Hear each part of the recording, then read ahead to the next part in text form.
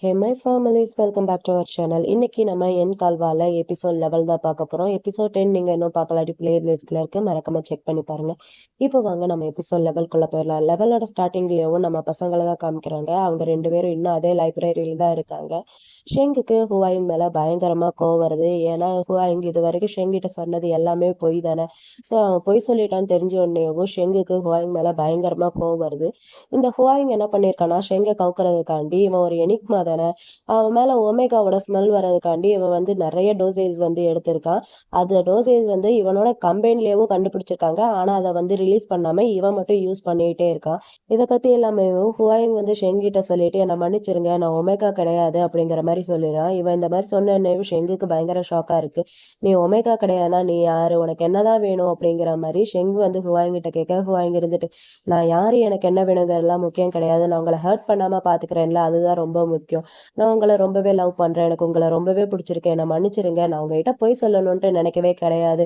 ஆனா எனக்கு அதை விட்டா வேற வழி இல்லாம தான் நான் உங்ககிட்ட பொய் சொல்லிட்டேன், ஐம் சாரி அப்படிங்கிற மாதிரி நம்ம ஹுவாயிங் வந்து ஷெங் கிட்ட சொல்லிட்டே இருக்கான். ஷெங் அப்பதான் ஒரு விஷயத்த நினைச்சு பாக்குறான், அந்த ஹோட்டல்ல நடந்தது.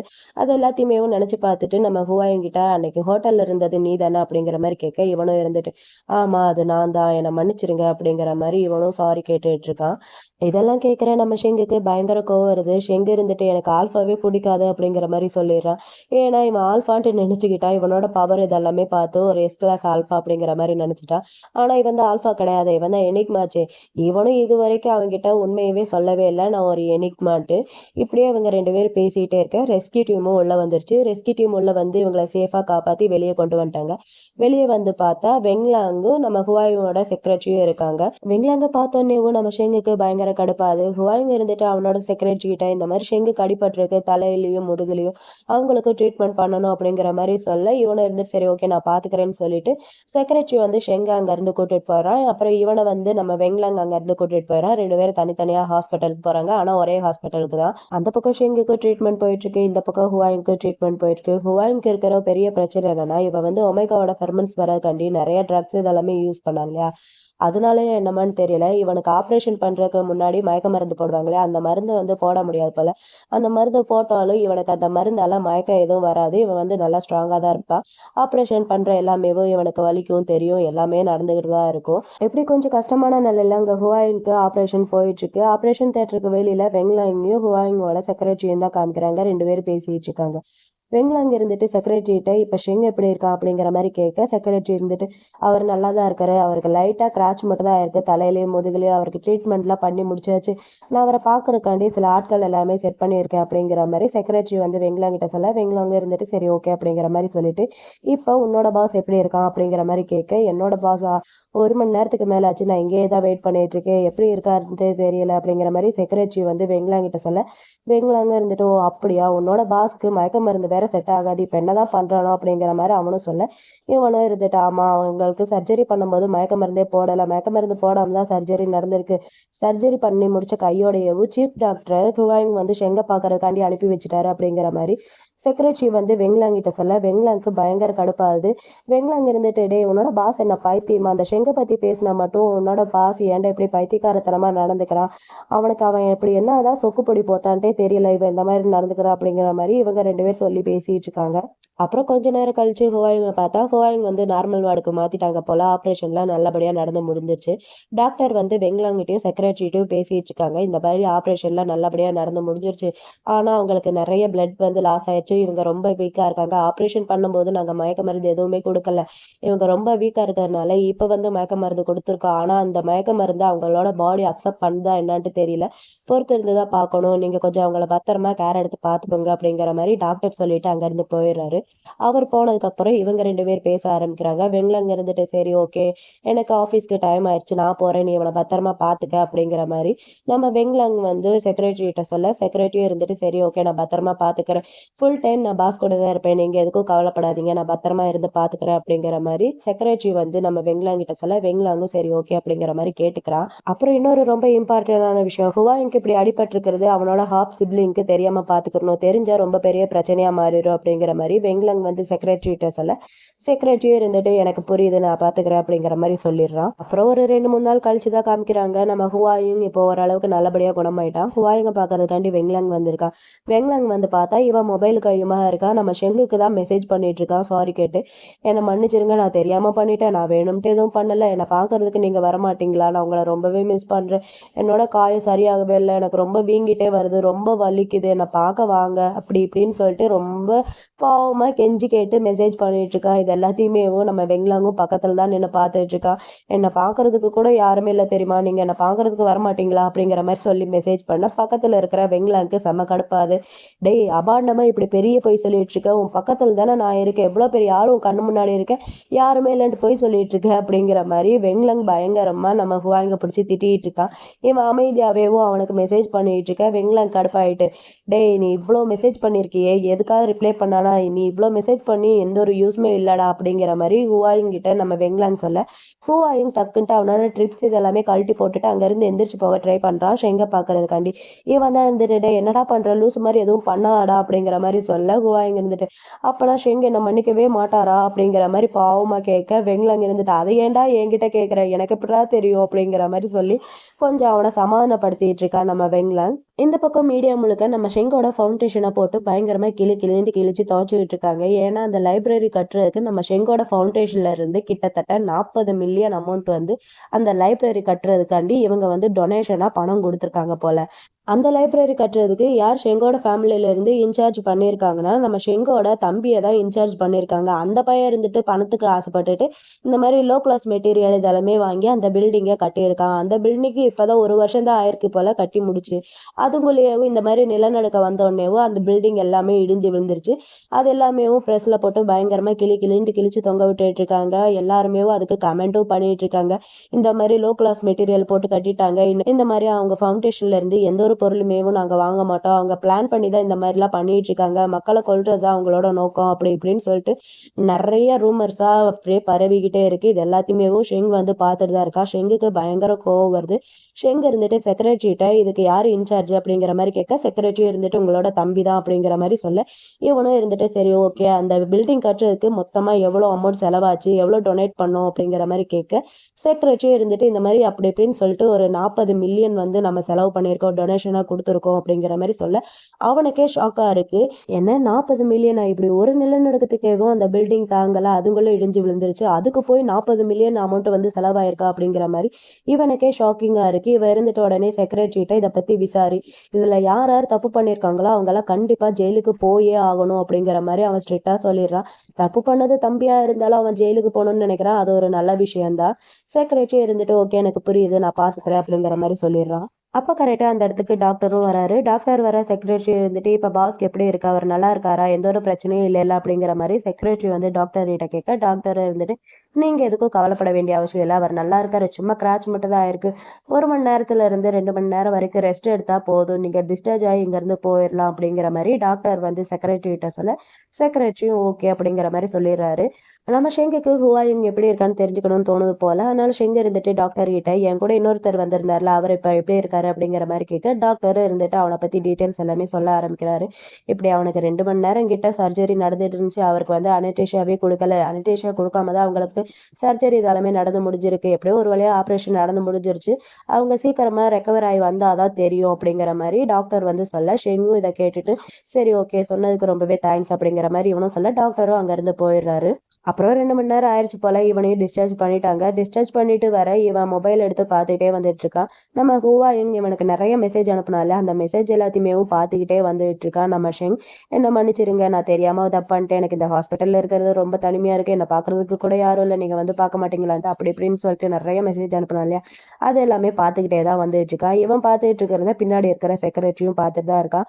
செக்ரட்டரி இருந்துட்டு ஷெங் கிட்ட இந்த மாதிரி அவர் பக்கத்துல இருக்கிற வார்டில் தான் இருக்காரு, உங்களுக்கு ஓகேன்னா நான் உங்களை கூட்டிட்டு போக போகவா அப்படிங்கிற மாதிரி கேட்க இவனும் இருந்துட்டு அப்படிங்கிற மாதிரி சொல்ல அவனும் சரின்னு சொல்லிட்டு பக்கத்துல இருக்கிற வார்டுக்கு கூட்டிட்டு போறான். இவனும் அந்த வார்டுக்கு போய் அங்க வெளியே இருக்கிற டோர் வழியா உள்ள என்ன நடக்குதுன்னு பார்த்தா உள்ளார ஹுவாயுங்கும் வெண்லாங்கும் இருக்காங்களா. அதை பார்த்தோன்னே இவனுக்கு பயங்கரமா கடுப்பாயிட்டு கதவை சாத்திட்டு வெளியே வந்துடுறான். வெளியே வந்ததுக்கு அப்புறம் நம்ம ஹுவாயுங்கோட நம்பரை இவன் டோட்டலா பிளாக்கே பண்ணிடுறான். பிளாக் பண்ணிட்டு ரொம்ப கடுப்பா அங்க இருந்து போறான். இந்த பக்கம் ஒமேகான்னு நினைச்சு நம்ம ஹுவாயுங்க கிட்னாப் பண்றதுக்காண்டி ஒருத்தர் ஆள் வந்து செட் பண்ணியிருந்தா இல்லையா, அந்த ஆளை தான் காமிக்கிறாங்க. அந்த ஆள் வந்து அவனோட ஆட்கள் எல்லாருமே போட்டு பயங்கரமா திட்டிட்டு இருக்கான். டே, உங்களுக்கு எவ்வளவு பணம் கொடுத்து அவ்வளவு பணம் கொடுத்து நீங்க செய்யற வேலை ஒழுங்கா செய்யவே மாட்டீங்களா, நீங்க எல்லாம் தண்டண்டா அப்படின்னு சொல்லிட்டு பயங்கரமா அவங்கள பிடிச்சி திட்டிட்டு இருக்கா. அதுல அந்த அடியாள்ல ஒருத்தர் இருந்துட்டு நாங்க என்ன பண்றது, எங்களுக்கு வந்த இன்ஃபர்மேஷன் தப்பா போயிடுச்சு, நாங்க ஒமேகான்னு நினைச்சுதான் அங்க போனோம். ஆனா அங்க போய் பார்த்தா அங்க இருக்கிறது எஸ் கிளாஸ் ஆல்பா, நாங்க வெறும் ஆல்பா தான், அவங்க முன்னாடி எங்களோட பவர்ல ஒண்ணுமே கிடையாது, நாங்க என்ன பண்றது அப்படின்னு சொல்லிட்டு அவன் வந்து இவங்கிட்ட பேசிட்டு இருக்கா. இவ இருந்துட்டு சரி ஓகே, ஃபர்ஸ்ட் போட்ட பிளான் தான் ஃபிளாப் ஆயிடுச்சு, இப்ப செகண்ட் ஒரு பிளான் போடுறோம், அதை கரெக்டா பண்ணி முடிக்கிறீங்க, இந்த டைம் நீங்க எஸ் கிளாஸ் ஆல்பாவையே தூக்கிடுங்க அப்படிங்கிற மாதிரி அவன் வந்து இவனோட அடியாட்கள் கிட்ட சொல்ல, அடியாட்களும் இருந்துட்டு அதெல்லாமே நாங்க நல்லா சிறப்பா பண்ணிடுவோம், ஆனா எங்களுக்கு எக்ஸ்ட்ரா டபுள் மடங்கு பேமெண்ட் வேணும், ஏன்னா ரிஸ்க் கொஞ்சம் ஜாஸ்தியா இருக்கு, நீங்க பேமெண்ட் அதிகமா கொடுத்தா நாங்க எதை கன்ஃபார்மா பண்ணி முடிக்கிறோம் அப்படிங்கிற மாதிரி சொல்ல, அதுக்கு பாசும் இருந்துட்டு இங்க பாரு, எனக்கு பணம் எல்லாம் முக்கியமே கிடையாது, நீங்க சொன்ன வேலையை கண்டிப்பா செஞ்சு முடிச்சீங்கன்னா உங்களுக்கு நான் அதை விட 3 மடங்கா பணம் கொடுக்குறேன் அப்படிங்கிற மாதிரி சொல்லி பேசிட்டு இருக்காங்க. இந்த பக்கம் காட்டோவையும் காட்டோவோட சிஸ்டரையும் தான் காமிக்கிறாங்க. சிஸ்டருக்கு நல்லபடியா சர்ஜரிலாம் நடந்து முடிஞ்சிச்சு போல. சிஸ்டருக்கு காட்டோ மேல டவுட்டா இருக்கு. ஏன்னா காட்டோ அடிக்கடி இப்படி இத்தனை நாளா லீவ் போடவே மாட்டான், இப்ப கொஞ்சம் அதிகமா லீவ் போட்டிருக்கானா, அதனால அக்காவுக்கு கொஞ்சம் டவுட் வந்துட்டு என்ன நீ அடிக்கடி இப்படிலாம் லீவே போட மாட்டியே, என்ன உன் பாஸ் வந்து உனக்கு அதிகமா வேலை கொடுக்குறானா, உன்னை கஷ்டப்படுத்துறானா, அவனை ஹாப்பியா பாத்துக்கிறது இல்லையா அப்படிங்கிற மாதிரி அக்கா வந்து காட்டோ கிட்ட சொல்ல, காட்டோ இருந்துட்டு அக்கா நீங்க நினைக்கிற மாதிரிலாம் ஒண்ணும் கிடையாது, இந்த மாதிரி லூசுத்தனமா பேசுறதை விடுங்க, அவர் ரொம்பவே நல்லவர், நீங்க இன்னும் அவரை பார்க்கலல்ல, அவரை பார்த்துருந்தீங்கன்னா நீங்க இப்படிலாம் பேச மாட்டீங்க, நான் எக்ஸ்ட்ரா டியூட்டி பார்க்குறேன், அந்த டைம் போக ஃப்ரீயா இருக்கிற டைம்ல நான் லீவ் எடுத்துக்கிறேன் அவ்வளவுதான் அப்படிங்கிற மாதிரி அக்கா கிட்ட காட்டோ என்னமோ சொல்லி சமாளிச்சுட்டு இருக்க. அப்ப வெங்லாங்கிட்ட இருந்து காட்டோவுக்கு மெசேஜ் வருது. வெங்லாங் இருந்துட்டு என்ன சொல்றேன்னா, நீ எங்க இருக்க, நான் உங்க அக்காவை பாக்குறதுக்காண்டி வாட்டுக்கு போறேன், நீயும் அங்கதானே இருக்க அப்படிங்கிற மாதிரி கேட்க, காட்டோவும் இருந்துட்டு ஆமா நானும் அங்கதான் இருக்கேன், எப்பயுமே அங்கதான் இருப்பேன், உங்களை பிக்கப் பண்றதுக்கு நான் வரவா அப்படிங்கிற மாதிரி இவன் கேட்டு மெசேஜ் பண்ணிட்டு இருக்க. டக்குன்ட்டு வெங்லாங் ரூம் டோரை ஓப்பன் பண்ணிட்டு அவன் உள்ள வந்துடுறான். இவன் உள்ள வர நம்ம காட்டோக்கு ஷாக்கா இருக்கு. காட்டோ இருந்துட்டு நீங்க என்ன இவ்வளவு சீக்கிரமா வந்துட்டீங்க அப்படிங்கிற மாதிரி கேட்க, வெங்லாங் இருந்துட்டு ஏன் நான் வரக்கூடாதா, நான் எப்ப வேணாலும் வருவேன் அப்படின்னு சொல்லிட்டு அக்காக்கு போய் பொக்கே இதெல்லாமே கொடுத்துட்டு சீக்கிரமா சரியாயிட்டு வந்துருங்க அப்படிங்கிற மாதிரி சொல்லிடுறான் நம்ம வெங்லாங்கும். நம்ம காட்டோ இருந்துட்டு வெங்லாங்கிட்ட சரி வாங்க வந்து உட்காருங்க அப்படிங்கிற மாதிரி சொல்ல, நம்ம வெங்லாங்கும் இருந்துட்டு அதெல்லாம் ஒண்ணும் வேணாம், மேல ஹுவாயுங்க வந்து அட்மிட் பண்ணியிருக்காங்க, அவனை பாக்குறதுக்காண்டி தான் வந்து அப்படிங்கிற மாதிரி சொல்லிடுறான் நம்ம வெங்லாங். காட்டோக்கு இதை கேட்டோன்னே ஷாக்கா இருக்கு. என்ன ஹுவாயுங்க அடிபட்டிருக்கா, ரொம்ப சீரியஸா இருக்காரா அப்படிங்கிற மாதிரி கேட்க, இவனும் இருந்துட்டு ஆமா அப்படிங்கிற மாதிரி சொல்ல, காட்டாவும் இருந்துட்டு அப்பனா சரி நானும் வந்து அவரை பார்க்கவா அப்படிங்கிற மாதிரி கேட்க, வெங்லாங்கும் இருந்துட்டு உன்னோட விருப்பம் அப்படின்னு சொல்லிட்டு அவன் அங்க இருந்து போயிடுறான். அப்புறம் 2 பேரும் சேர்ந்து நம்ம ஹுவாயுங்க பாக்குறதுக்காண்டி போயிருக்காங்க. அங்க போய் பார்த்தா ஹுவாயுங்க இருந்துட்டு நம்ம ஷெங்குக்கு சாரி கேட்கிற விதமா நிறைய லெட்டரா எழுதி தள்ளிட்டு இருக்கான். அப்ப காட்டோவும் வரான். காட்டோ வரவும் இவங்க 2 பேரும் ரொம்ப கேஷுவலா பேசிக்கிறாங்க. பார்த்து ரொம்ப நாள் ஆச்சுல அப்படிங்கிற மாதிரி ரொம்ப கேஷுவலா பேசிக்கிறாங்க. கேஷுவலா பேசி முடிச்சதுக்கு அப்புறம் இந்த ஹுவாங் என்ன பண்றான்னா, வேணும்ட்டேவும் நம்ம காட்டோ முன்னாடி அன்னைக்கு நைட்டு ஒமேகா கூட ஸ்பெண்ட் பண்ணதை பத்தி பேச ஆரம்பிக்கிறான். ஹுவாங்க்கு தான் தெரியும்ல அந்த ஒமேகா நம்ம காட்டோ தான்ட்டு, அதனால வேணும்ட்டேவும் அதை பத்தி பேச ஆரம்பிக்க வெங்லாங்க்கு கடுப்பாது. வெங்லாங் இருந்துட்டு இங்க பாரு, தேவையில்லாம அதை பத்தி மட்டும் பேசாத, அந்த ஒமேகாவை பத்தி அப்படிங்கிற மாதிரி சொல்றான் வெங்லாங். அதுக்கு ஹுவாயிங் இருந்துட்டு ஏன்பா நான் அதை பத்தி ஏன் பேசக்கூடாது, நான் தப்பால ஒண்ணும் பேசல அப்படிங்கிற மாதிரி நம்ம ஹுவாயிங் வந்து வெங்லாங் கிட்ட சொல்ல, நம்ம காட்டா இருந்துட்டு அது அவர் தப்பு கிடையாது, அன்னைக்கு அந்த ஒமேகா வந்து ரொம்ப ஹீட்ல இருந்துச்சு, அது அவருக்கு தெரியாம தப்பான நேரத்துல தப்பான இடத்துக்கு வந்துட்டாரு, அதுதான் பெரிய பிரச்சனை ஆயிடுச்சு அப்படிங்கிற மாதிரி காட்டோ வந்து வெங்லாங்க்கு சப்போர்ட் பண்ணி ஹுவாயிங் கிட்ட சொல்ல, ஹுவாயிங் இதை எல்லாமே கேட்டுட்டு பரவாயில்ல, நீங்க இத்தனை வருஷமா அவர் கூட இருந்ததுல எந்த ஒரு ஆச்சரியமே இல்லை, அவரை பத்தி ரொம்ப நல்லாவே தெரிஞ்சு வச்சிருக்கீங்க, சரி அதெல்லாம் இருக்கட்டும், அந்த ஒமேகாவை கண்டுபிடிச்சிங்களா இல்லையா அப்படிங்கிற மாதிரி ஹுவாயிங் வந்து நம்ம காட்டோ கிட்ட கேட்க, காட்டோ இருந்துட்டு இன்னும் இல்ல, நாங்க சிசிடிவி எல்லாத்துலயுமே செக் பண்ணிட்டு தான் இருக்கோம், ஆனா கிளியரா அவங்கள கண்டுபிடிக்கவே முடியல அப்படிங்கிற மாதிரி நம்ம காட்டோ வந்து ஹுவாயிங் கிட்ட சொல்ல, ஹுவாயிங் இருந்துட்டு ஓ அப்படியா, என்கிட்ட அந்த ஒமேகாவோட போட்டோ இருக்கு, உங்களுக்கு யூஸ் ஆகும்னு நினைக்கிறேன் அந்த ஒமேகாவை தேடி கண்டுபிடிக்கிறதுக்கு அப்படிங்கிற மாதிரி ஹுவாயிங் வந்து நம்ம காட்டோ கிட்ட சொல்ல, வெங்லாங் இருந்துட்டு எங்க காட்டு நான் பாக்குறேன் அப்படிங்கிற மாதிரி சொல்ல, ஹுவாயிங் இருந்துட்டு காட்ட மாட்டேங்கிறா, இல்ல இது உனக்கெல்லாம் யூஸ் ஆகுது, இதுல மூஞ்சி தெரியல பின்னாடி மட்டும் தான் தெரியுது, இதை வந்து நான் காட்டோவுக்கு கொடுக்குறேன், அவர் ஈஸியா கண்டுபிடிச்சிருவாரு, ஏன்னா அவர் ரொம்பவே திறமைசாலி அப்படிங்கிற மாதிரி ஹுவாயிங் வந்து காட்டோ கிட்ட சொல்லி பேசிக்கிட்டே இருக்க, வெங்லாங்க்கு போன் வருது, யாரு அப்படிங்கிற மாதிரி கேட்க, வெங்லாங் இருந்துட்டு வேற யாரு, உன்னோட செக்ரட்டரி தான் அப்படிங்கிற மாதிரி சொல்ல, ஹுவாயிங் இருந்துட்டு அப்பனா முதல்ல வெளியே போய் போய் அவனுக்கு ஆன்சர் பண்ண, நான் அந்த போட்டோ விஷயத்த பத்தி காட்டோ கிட்ட பேசுறேன் அப்படிங்கிற மாதிரி ஹுவாயிங் வந்து வெங்லாங் கிட்ட சொல்ல, வெங்லாங்கும் இருந்துட்டு காட்டோ கிட்ட சரி ஓகே இவன்கிட்ட பேசி முடிச்சுட்டு ரிசல்ட் என்ன ஆச்சுன்ட்டு சீக்கிரமா என்கிட்ட வந்து சொல்லுன்னு சொல்லிட்டு வெங்லாங்கும் அங்க இருந்து போயிடுறான். அப்புறம் நம்ம காட்டாவுக்கு குவாயும் அந்த போட்டோ வந்து சென்ட் பண்ணிட்டான் போல. நம்ம காட்டோ அந்த போட்டோவை பார்த்தோன்னே பயங்கரமா ஷாக் ஆகுது அவனுக்கு. ஏன்னா ஹுவாயிங் என்ன சொல்லியிருப்பான்னா, மூஞ்சி தெரியல பின்னாடி மட்டும் தான் தெரியுதுன்னு சொல்லியிருப்பான்ல. இப்ப அந்த போட்டோ பார்த்தா அந்த போட்டோல ஃபேஸ் வந்து தெளிவா தெரியுது. அந்த ஃபேஸ் அதான் நம்ம காட்டோ தானே. காட்டோவுக்கு அந்த ஃபேஸ் தெரிஞ்சோனே பயங்கரமா ஷாக் ஆகுது.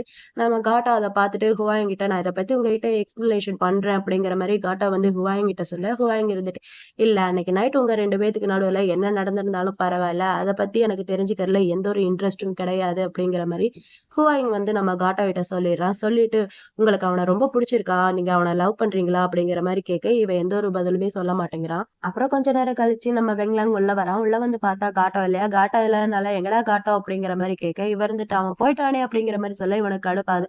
டேய் அவன அப்படியேவா போக விட்ட? அப்படிங்கிற மாரி கேட்க, இவன் இருந்துட்டு வேற என்னடா பண்ண சொல்ற? அவன புடிச்சு வச்சிருக்க சொல்றியா?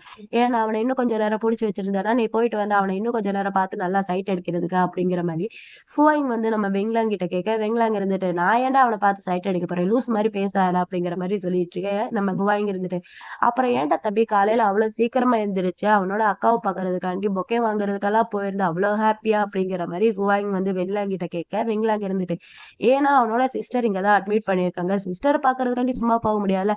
ஸோ அதனால தான் பொக்கே வாங்குறதுக்காண்டி போனேன். வேற ஒண்ணும் இல்ல அப்படிங்கிற மாரி நம்ம வெங்லாங் வந்து ஹுவாயிங் கிட்ட சொல்ல, ஹுவாயிங் இருந்துட்டு, டேய் ஓவரா நடிக்காத.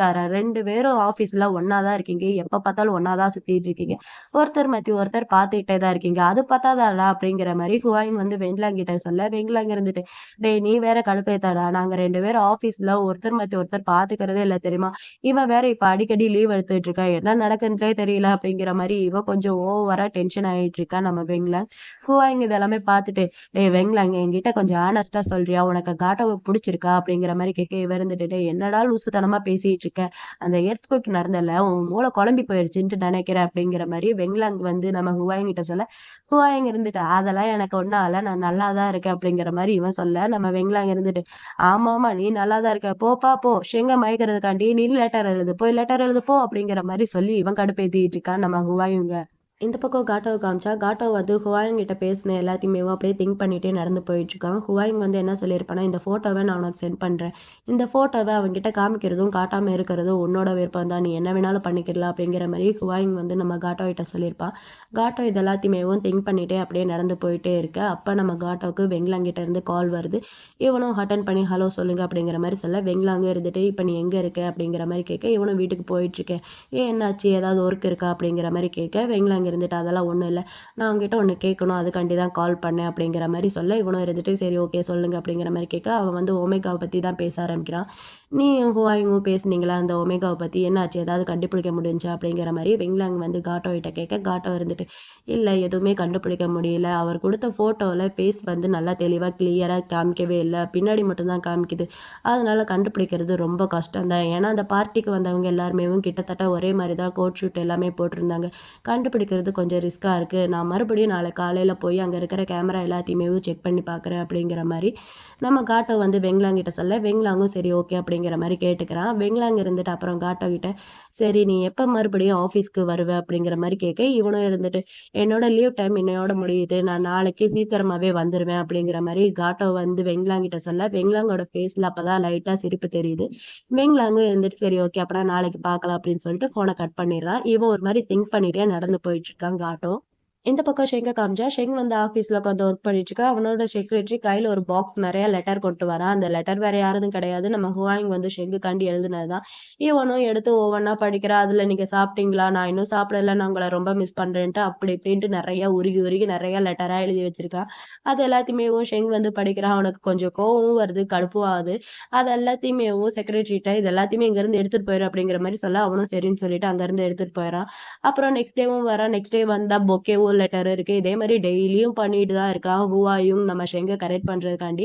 ஆனா எந்த ஒரு யூஸ்மே கிடையாது. இவன் தான் பயங்கர கோவத்துல இருக்கானே எல்லாத்தையுமே எடுத்துட்டு போன்னு சொல்ல, அவங்களும் சரின்னு சொல்லிட்டு அங்க இருக்கிற பொக்கேன்ட்டு எல்லாத்தையுமே எடுத்துட்டு போயிட்டு இருக்காங்க. அப்ப கரெக்ட்டா நம்ம ஹூவாயும் ஷெங்க பாக்குறதுக்காண்டி அவனோட ஆபீஸ்க்கு செம கெத்தா மாஸா வந்து இறங்குறானா, இவன் வந்து இறங்க இவன் அனுப்பிச்ச பொக்கே எல்லாத்தையுமே ஒரு லேடி அங்க இருந்து கொண்டுட்டு போறாங்களா, அத பார்த்தோன்னேவும் ஹுவாயுனுக்கு லைட்டா ஒரு மாதிரி இருக்கு. ஹுவாயும் உடனே அவனோட செக்ரட்டரி கிட்ட நீ கார்லயே இரு, நான் போய் இதை டீல் பண்ணிட்டு வரேன் அப்படிங்கிற மாதிரி ஹுவாயும் வந்து செக்ரட்டரி கிட்ட சொல்ல, செக்ரட்டரியும் சரி ஓகே அப்படிங்கிற மாதிரி கேட்டுக்கிறான்.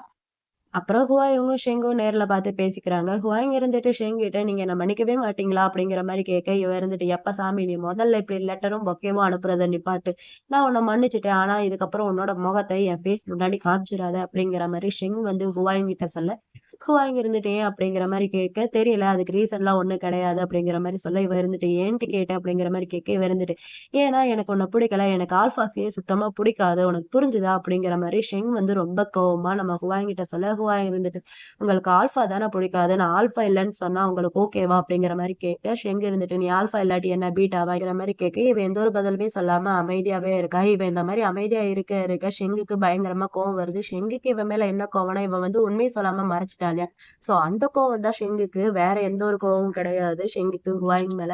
ஹுவாயிங் அமைதியாவே இருக்கான். அவன் வாயில இருந்து வர்றது எல்லாமே என்ன மன்னிச்சிருங்க, என்ன மறுபடியும் ஏத்துக்க மாட்டீங்களா, என் கூட இருக்க மாட்டீங்களா, நான் உங்களை ரொம்பவே லவ் பண்றேன்ட்டு தான் அவன் வாயில இருந்து வர்ற வார்த்தையே இது மட்டும்தான். எங்க பாரு ஹுவாயிங், இது வரைக்கும் நடந்த எல்லாமே உன்னோட பிளான் படிதான் நடந்திருக்கு. நீ என்ன நினைக்கிறியோ அதுபடிதான் நடந்திருக்கு. நீ போட்ட ஒரு சின்ன டேட்டிங் கேம்ல அதுல இருக்கிற நான் ஒரு பொம்மை மட்டும்தான், என்ன வச்சு நீ பொம்மை மாதிரி ட்ரை பண்ணியிருக்க. இதுக்கப்புறமும் உனக்கு என்னதான் வேணும், என்னை விட்டுரு அப்படிங்கிற மாதிரி ரொம்ப கோவமா நம்ம ஷெங் வந்து ஹுவாயினை பிடிச்சி திட்டிட்டு அங்க இருந்து போலான்ட்டு போக, இவன் அவன் கையை பிடிச்சிட்டு அப்பனா நீங்க என்ன மன்னிக்கவே மாட்டீங்களா அப்படிங்கிற மாதிரி கேட்க, இவன் அவன் கையை தட்டி விட்டுட்டு முடியாது, இதுக்கப்புறம் உன் மூஞ்சியே என் முன்னாடி காமிச்சிடாது அப்படின்னு சொல்லிட்டு அவன் அங்க இருந்து போயிடுறான். இவனுக்கு தான் ரொம்ப கஷ்டமா இருக்கு. என்னதான் அவன் உன் மூஞ்சிய முன்னாடி காமிக்காதன்னு சொல்லிட்டு போனாலும் இவ சும்மா விடுவானா, அவன் எங்க போனாலும் அவன் பின்னாடியே தான் இவனும் போயிட்டே இருக்கான். ஷெங்குக்கு பயங்கரமா கடுப்பாது. ஷெங்கு இருந்துட்டு இப்போ ஒரு மீட்டிங் அட்டன் பண்ண போறான். அது வரைக்கும் இவனும் பின்னாடியே போக நம்ம ஷெங்குக்கு கடுப்பாயிட்டு ஷெங்கு இருந்துட்டு இப்ப என்ன ஏதாவது என்கிட்ட சொல்லணுமா அப்படிங்கிற மாதிரி கேட்க, இவ இருந்துட்டு எதுவும் கிடையாது, நான் உங்களுக்காண்டி இங்கேயே வெயிட் பண்றேன், நீங்க போயிட்டு வாங்க அப்படிங்கிற மாதிரி சொல்ல, இவனும் அங்க இருந்து அவனை பார்த்து முறைச்சிட்டே போயிடுறான். போய் மீட்டிங்கும் அட்டன் பண்ணிட்டு இருக்கான். அப்புறம் மீட்டிங்லாம் முடிச்சுட்டு நம்ம ஷெங் வெளிய வந்தா, ஹுவாயிங் அவன் சொன்ன மாரியாவே இவனுக்காண்டி வெயிட் பண்ணிட்டு இருக்கா. இவனுக்கு அவன பார்த்தோனே கடுப்பா இருக்கா. அவன பார்த்து முறைச்சிட்டே அங்கிருந்து போக, இவனும் பின்னாடியே போயிட்டு இருக்கா. ஷெங் இருந்துட்டு ஹுவாயிங் கிட்ட, "இப்ப ஏன்டா என்ன ஃபாலோ பண்ணிட்டே வர? நான் பாத்ரூம் போனாலும் அங்க ஃபாலோ பண்ணிட்டே வருவியா?" அப்படிங்கிற மாரி இவன் அவன பார்த்து பயங்கரமா கோவத்துல திட்டிட்டே இருக்கா. அவன் அமைதியாவே இருப்பான். அப்ப புதுசா அங்க ஒரு பையன காமிக்கிறாங்க. அவன் பேர் வந்து சாங். சாங் வந்து நம்ம ஷெங்கோட எக்ஸ் பாய் ஃப்ரெண்ட்.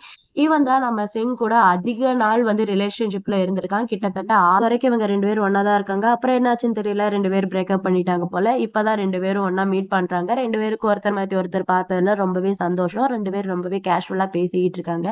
இவங்க 2 பேர் கேஷுவலா பேசிட்டு இருக்கிறத பின்னாடி இருந்து ஹுவாயிங் பார்த்துட்டு இருக்கானா, அவங்களுக்கு அந்த சாங்க பார்த்தோனே பயங்கரமா கோவம் வருது ஹுவாயிங்க்கு. அந்த சாங் பையன் அப்பதான் லைட்டா நிமிர்ந்து ஹுவாயிங்க பார்க்குறான். ஹுவாயிங்க பார்த்தோனேவும் சாங் வந்து ரொம்பவே பயப்பட ஆரம்பிக்கிறான்.